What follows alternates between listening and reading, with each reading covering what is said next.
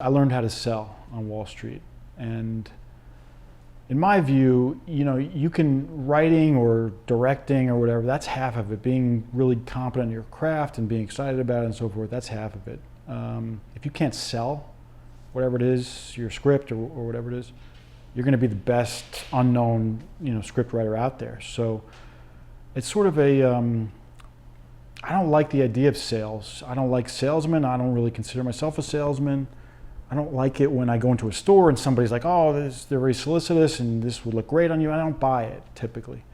I'm turned off by the concept of sales. But that said, you need to do it in Hollywood, my experience. You have to go into a room and pitch the shit out of your script or whatever, yourself as a director or whatever it is. And B, if you are genuinely passionate about what it is that you're selling, it's really it doesn't have to be a bad thing, and it gets conveyed in your delivery. So that was a really helpful thing for me in terms of Wall Street. Naturally, I'm not a salesman type. I'd rather just be like, okay, don't buy it, I don't care, Keeping that theme there, so many people, they make these amazing films and they say, oh, we're gonna get this festival screening, and they do, and they have this great sort of party atmosphere with it, and then the film is finished, it's screened at various festivals, and now comes the distribution portion of it.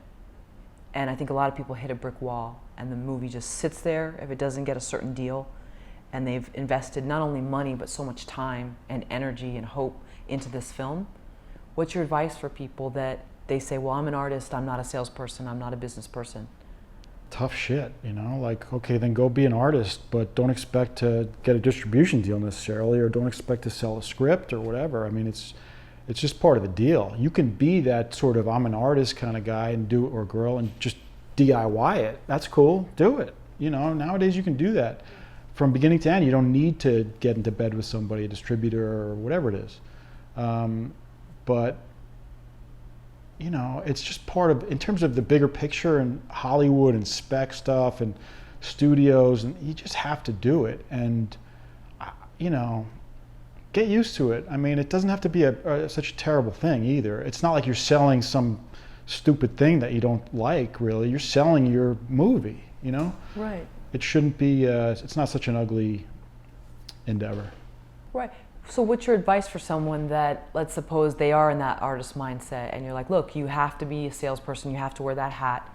Can you give them sort of like this bullet point, I should say, list of what they should do to market themselves in their film, what kind of like morning, afternoon, evening they should have in terms of like structuring their time? It's kind of off topic, but something occurred to me recently that may sort of answer your question indirectly. I'm really surprised. We started our screenplay competition a couple weeks ago, and I've gotten quite a few scripts. Okay. And some of them, we're very clear in the guidelines and the rules and so forth what we want. It needs to be typical screenplay format. They're pretty straightforward rules or guidelines. And I've gotten a few scripts, we've all gotten a few scripts that aren't formatted correctly, or there are spelling errors on page 1. Oh, wow, okay. And I'm so bewildered by it. If you can't take the time to, it's not even spell check. Sometimes, like, there's one I'm thinking of we got last week that they misspelled, they meant to type face and they typed fade instead, so spell check didn't catch it. But that's the kind of stuff where I'm just like, this is your thing that you've toiled over, and you're so presumably really passionate about. You poured your guts into this thing and you're trying to get it out there.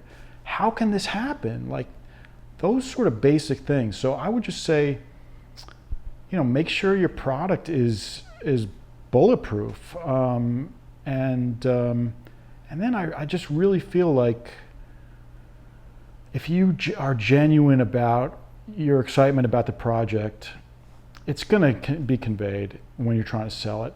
That said, you might have to accept the fact that I've written scripts, for example, that I was really passionate about, and I've had my manager and so on, and producers say it's not commercial. And I could just be like, well, fuck them, but you know what, fuck me, because they're right, so that's something you just have to accept. And you can sort of say to yourself, okay, I'm gonna, it's better to find this stuff out before you make a movie, certainly, or at least before you write a script, sort of what the market is looking for.